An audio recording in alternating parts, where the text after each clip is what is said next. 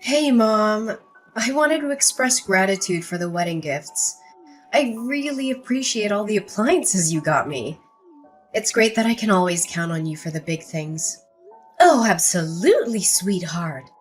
Congratulations on your upcoming wedding. I only wish I could do more for you. But honestly, it's been my pleasure. There's no need for you to thank me separately like this. After all, I am your mother. Well, thank you. But, you're not technically my biological mom. Wait, what? What do you mean, dear? Oh, come on. No need to play coy. You're not my biological mother. But I wanted you to know that I'm so grateful for everything you've done for me. Wait. Hold on a second. What are you trying to say here, Eleanor? Did you actually think I didn't know? You thought I believed you were my birth mother all these years? What on earth are you talking about? I am your mother, Eleanor. Seriously, no need to play innocent. Just because you've raised me for 28 years doesn't mean you're biologically related to me.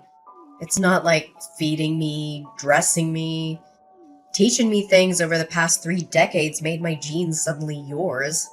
It's not like all the care and love you've given me somehow changed me to be your own daughter.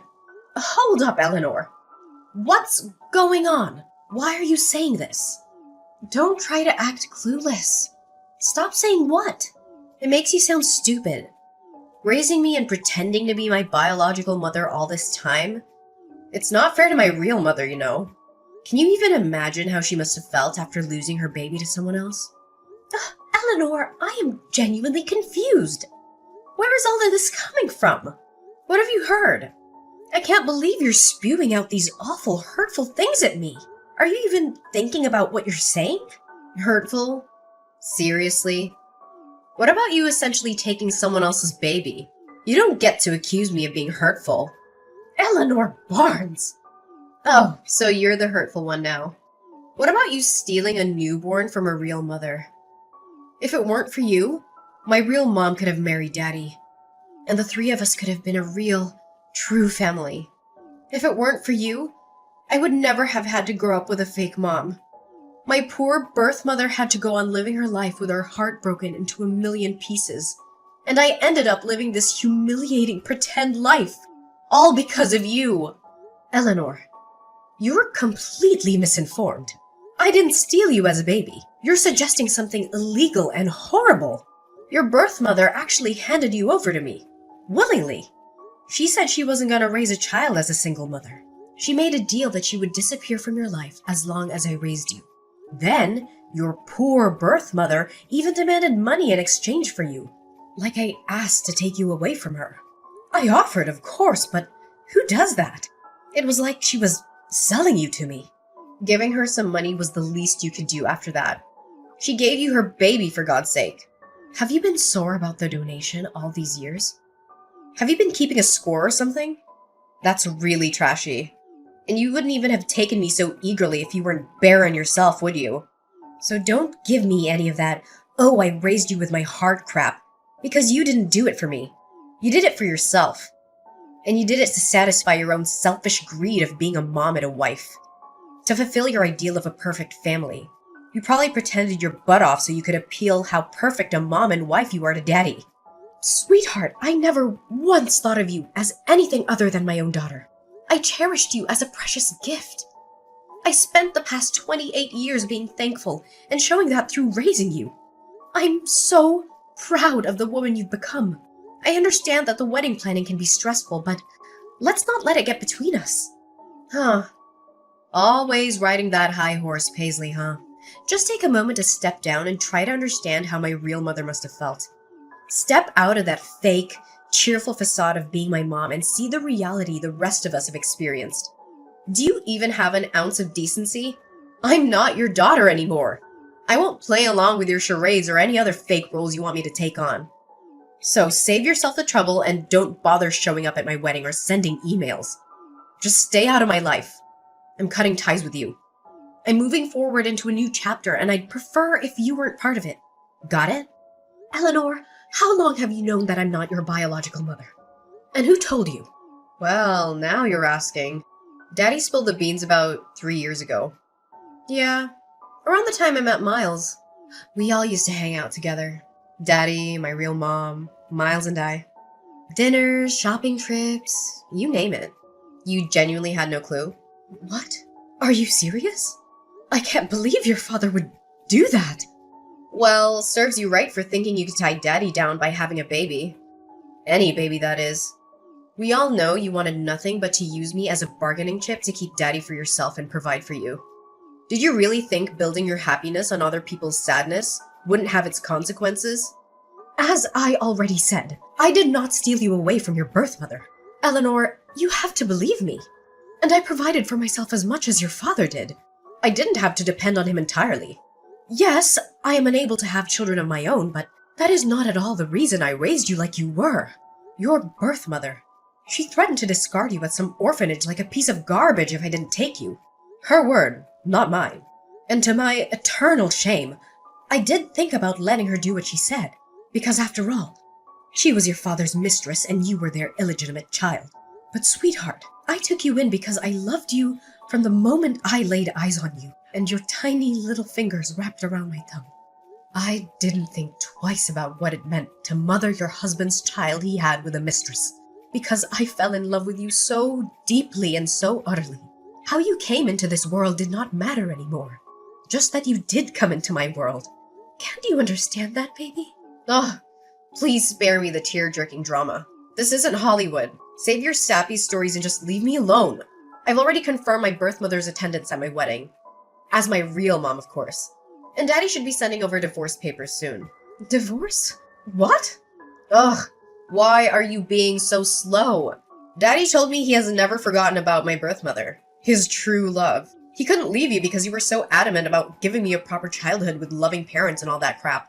But now that I'm a grown adult who can take care of herself, he's finally opening his eyes to the possibilities, I guess.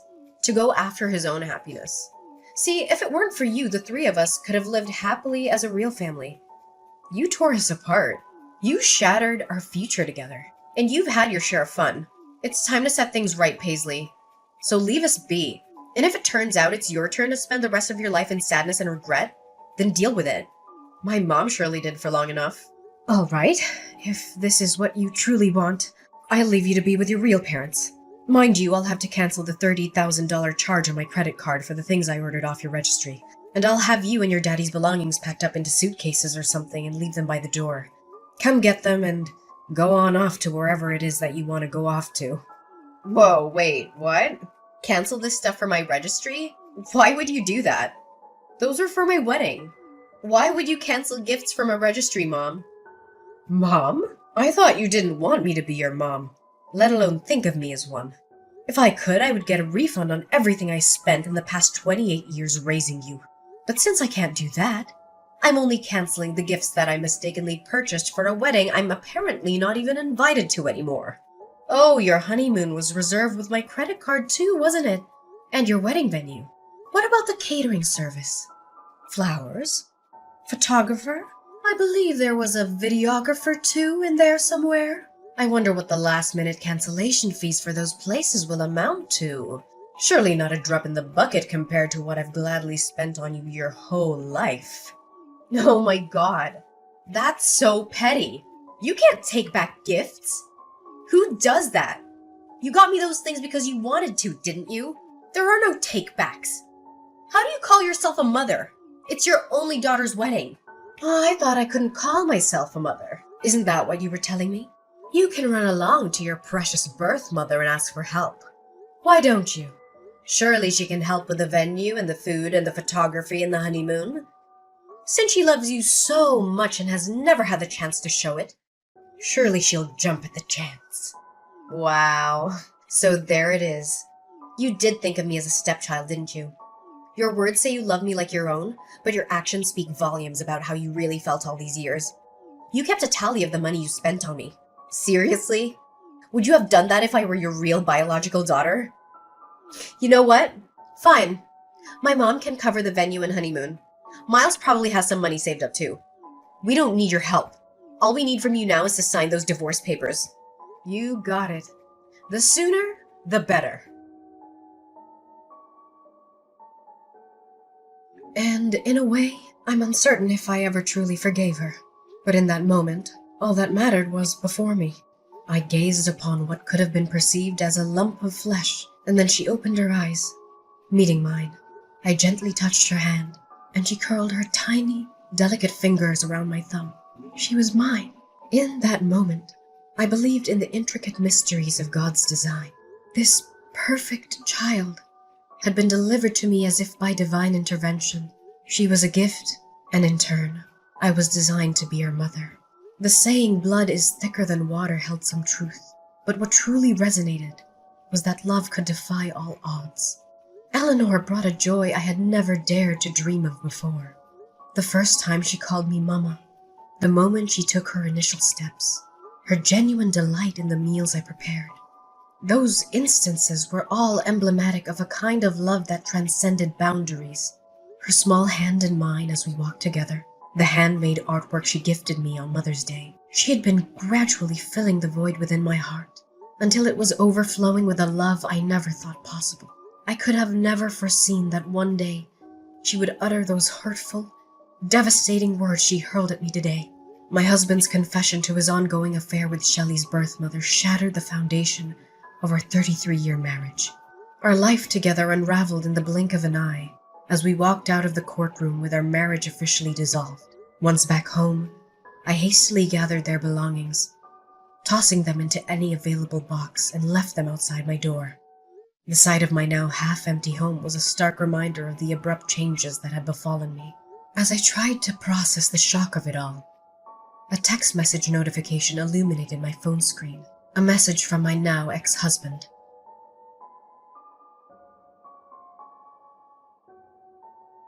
Hey, where are you? My keys aren't working, and neither is my garage opener. Did you already replace them? That was quick, Paisley. Good on you. I brought a KFC bucket and some beers, your favorite. I thought you and I were overdue for a chicken and beer date night. Open up, Paisley. Jacob, what are you doing here? Shouldn't you be with your daughter and true love by now? You know, the woman who makes your heart ache by just thinking about her. The woman whom you had a child with. The woman with whom a few days ago you gave everything else up to be with again. Did you forget? What are you doing here with chicken and beer at this ungodly hour anyway? I'm done with her. I left her. We're over. I finally realized there is no woman like you. Paisley, you're the kindest, the most patient person I know. I was immature and naive to let you go. I hurt you, I know. I'm so sorry. And I never showed you how much I appreciate you. For all you've done for this family, you've forgiven me once before. Can't you do it again? I'll change. I promise. I'm a victim here too, by the way. That witch was so full of it. She didn't want me. She never wanted me. She was just using me this whole time so she could tag along when I take Eleanor out to eat or go shopping so that she herself could get what she wanted. I may have bought her a handbag or two, but that's it, I swear. She's even got a young boyfriend she's seeing. She doesn't want to marry me and settle down. She said so herself. She's the absolute worst. I love you, baby. Come on. She may be the worst, but she's Shelley's biological mother, isn't she? Surely she wants her baby back in her life and wants to build some kind of belated relationship with her. I heard she was attending the wedding, and everything as mother of the bride. The optics aren't bad right now, Jacob. The optics? Yes, but it's not that simple, Paisley. She was only going to attend the wedding so she could sift through the wedding gifts and see what she could claim for herself. You know, she demanded to be paid to come to her daughter's wedding. I had to wire her $10,000 2 weeks ago. She made me cut all ties with you, abandoning everything I owned with you, like my house and my clothes. Then she left me high and dry. Eleanor and I went to see her after the wedding with all our suitcases, and she shut the door in our faces. We didn't even get to see inside of her house, Paisley. Can you believe that? What mother does that to her own daughter? Me? I understand. But her daughter? Are you going to sit and take this for our Eleanor? She's heartbroken right now. Oh, say something, Paisley. Eleanor made it abundantly clear that I am not her mother. Nor does she consider me her mother. In one single conversation, she took away all my hard work and dedication as her mother and basically erased me from her world. I realize now that trying to hold on to her was like holding onto a fistful of sand. No matter how tight or hard I try to keep all the sand in my hand, it'll find its way out between my fingers. But you were happy being her mom, weren't you? You loved her with all of your heart. You still love her. I know you do. Even if Eleanor in her youth erases 28 years of her life with you, surely you can't. I did have some great times with Eleanor, I sure did. She was my everything. But the accusations she hurled at me, they were cruel, Jacob. That side of her didn't come from my nurturing. It's her nature. It's the nature of your mistress. I can't get past that. At least not just yet, Jacob. Maybe a real biological mother could have easily forgiven her daughter for something like this. So I guess I'm no better than what Eleanor thought of me. Because in the end, I'm not her real mother. Mom, it's me, Eleanor. I'm so sorry. Mommy, can you please forgive me? I don't know what got into me. If you let us back in, I will never think or talk about my real mom ever again. I'll be the best daughter to you. The kind of daughter you deserve to have. I promise. Please, Mom. We have nowhere else to go, Mom. Daddy and I will come inside and beg us if you want to. Please let us in and you can help me with my wedding plans again. Remember how fun that was? Let's go to the mall together. Just you and me. Like old times. We can stop at the food court and get some cheese fries like we used to. I miss your meatloaf, Mom. I miss your awesome meatloaf with real breadcrumbs. Will you teach me how to make it? I want to pass it down to my kids too. It'll be an heirloom recipe. If I learned anything from this whole ordeal, it is that I wasn't as big a person as I thought I could be. I cannot find it in me to forgive you two for what you've done. I guess I am nothing but an evil stepmother, like you said. After all, our relationship ends here, Eleanor and Jacob. Thank you for the many happy memories you've allowed me the past 28 years, Eleanor. Whether they were real for you or not, I will cherish them forever because they were real to me. I will try to keep only the happy memories of you, but now it's time for you to leave me and never come back. Don't make this any messier for us. Goodbye, Eleanor.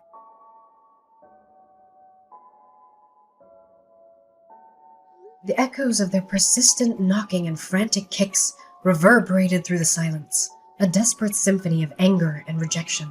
I stood on either side of the door, the barrier between my past and the uncertain future I was determined to embrace.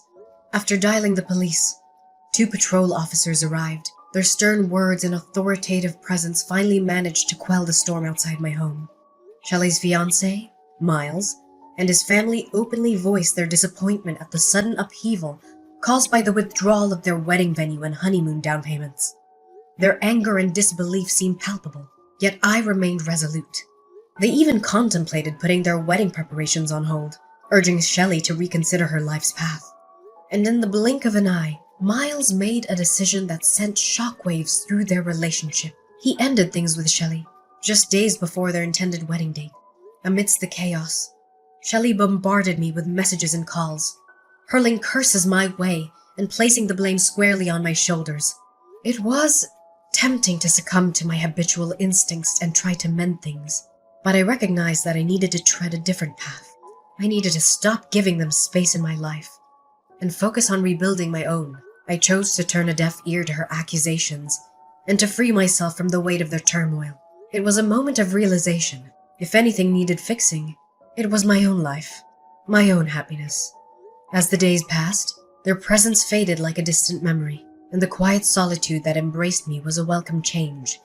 Looking back, it's bittersweet to think that my prime years were dedicated to nurturing a child who, in the end, mirrored the darkness of her birth mother. However, I carry no regrets. Shelley, in her own twisted way, taught me invaluable lessons about love, resilience, and the boundaries I needed to establish for my own well-being. Now, as I stand at the crossroads, I'm ready to pen a new chapter in this uncertain adventure called life. The pages ahead are blank and full of possibility, and I'm determined to fill them with my own happiness, free from the chains of the past.